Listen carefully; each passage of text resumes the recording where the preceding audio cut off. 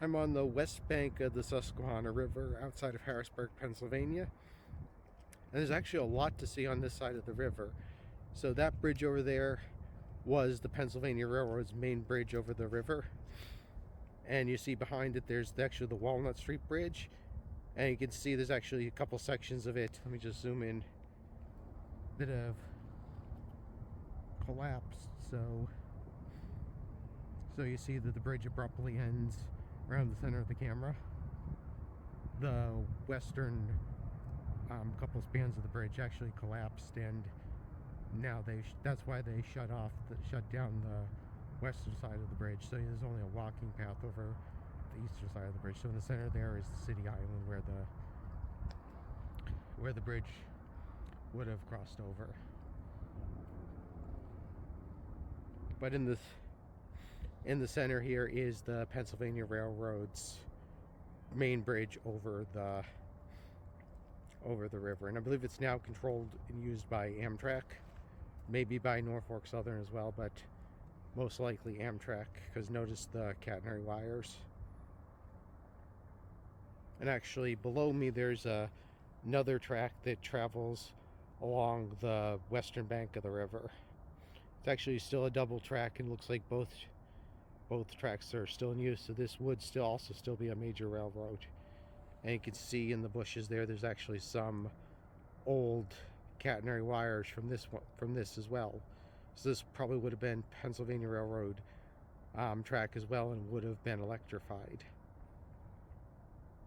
But I don't believe they're actually using any of the catenary wires here as well. As you see over there, there's one of that would actually be a telegraph pole, and there's actually no wires on it. So I believe this is completely unelectrified and no longer has any telegraph wires as well. So yeah, but in the background there's another railroad bridge as well, in the bridge with the arches, and that also is not electrified. So I believe that's a Norfolk Southern bridge. It may have been originally controlled by the Pennsylvania Railroad as well, or possibly by one of the other railroads that come through here. And I also noticed the piers for a second bridge that would have angled off to the side. So maybe at some point there was some second spur bridge off of there, which would have connected, probably would have gone over the, let me see if I can get a better image of it.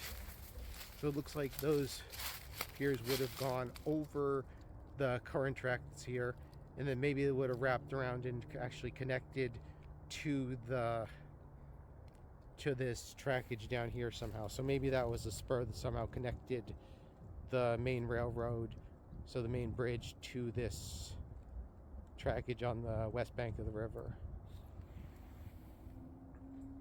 In the background there's Harrisburg, Pennsylvania, and then there's that dome over there is the Capitol building, so that green dome. And there's actually a railroad station, so a railroad switching yard right out in front of that. In fact, I think you can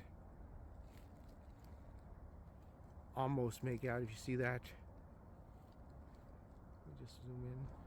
You see that building with the green roof below it, so that little building with the green roof, that might be something associated with the railroad. I'm not completely sure.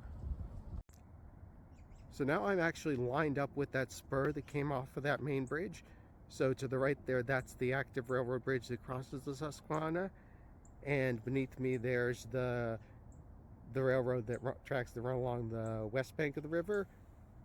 And these stone piers would have been part of the spur that came off of that bridge, or possibly another bridge that crossed the river, but the fact that they stopped halfway through makes me suspicious of that. But what is interesting is I'm actually at a height that's higher than those railroad tracks, and there's no way they could have turned and actually met with the tracks down there as well. So it's kind of curious. But I also noticed behind me, let me just turn around a second. So behind me is this stone pillar over here, and what's interesting is that I'm actually still significantly higher than those piers over there. So maybe this was some type of metal truss on those piers, something like the bridges at Easton. And right here is actually still below the track level, and the track level would have been the level at the top of that pier over there. And here, this actually looks like it could have been another railroad bed at one point. And if you see over here a second, there's actually a bridge under what the active railroad track. So this is the railroad track that comes off of that bridge to the right, so that active railroad bridge. And there's still a double track railroad up there that's still active and used by Norfolk Southern. So this would have been a second railroad bed along the eastern side or the western side of the Susquehanna River. And this would have been another track that actually crossed over the river and then veered off to the right. Maybe it snakes around, and maybe it used to snake around to connect to one of these tracks, or maybe it just goes off in a completely different direction. I'm not completely sure. I have to look at Google Maps when I get home. But this railroad bed is now abandoned, but it goes along the western bank of the river at a slightly higher elevation than the active railroad tracks. So I wonder why they have redundant railroad tracks here. Maybe they're owned by two different companies, or maybe one of these is actually just going to lose some elevation and connect to the tracks down there. To give you some idea of where I am here, so this is the Susquehanna River, and I'm on the west bank of it, so right across from Harrisburg. So I'm located somewhere around here. And this is the active railroad that runs along the Susquehanna River. So it used to be owned by the Pennsylvania Railroad. It's now owned by Norfolk Southern. And this is the former Reading Bridge that crosses the Susquehanna River. So it's now operated by Norfolk and Southern as well. And this is the set of pillars for the incomplete bridge. I actually did some research on that and found that it was constructed by New York Central. They were trying to construct a line parallel to the Pennsylvania Railroad to compete with them. And the abandoned railroad bed that I'm looking at actually runs along this path right here.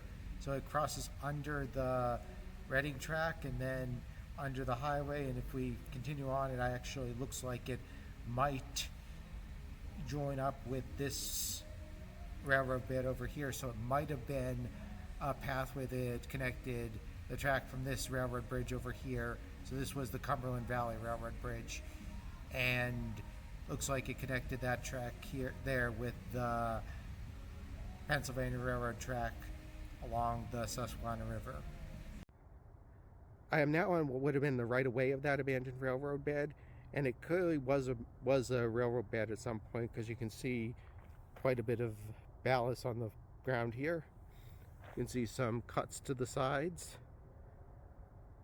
and I've actually seen some metal scraps and pieces of I guess would be debris from the railroad on the side of this bed. So it's actually well, there was a piece of metal over there.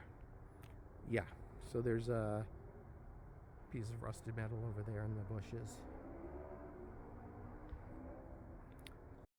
This is another look at the railroad track that runs along the western bank of the river. So you can see there's a tower there, so it definitely would have been electrified. And there's another major pantograph tower over there, so that would have carried catenary wires probably back when this was controlled by the Pennsylvania Railroad. This was electrified. And in the back there you can actually see the bridge over the river. So this is the bridge that's now used by Amtrak and has the catenary wires on it as well, so you can see the catenary wires. And this railroad along the western bank actually goes under, so you see that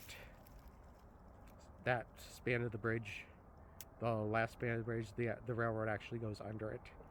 I'm not really sure what this facility in front of me is. Probably a some type of maintenance facility for the railroad. Not sure if it's still in use. It actually looks like it's boarded up, but I imagine at one time it could even been some type of power station or transmitting station for the catenary wires. And there you can see in the background, there's the city. And there's the other bridge that crosses the river. It's the bridge without the catenary wires.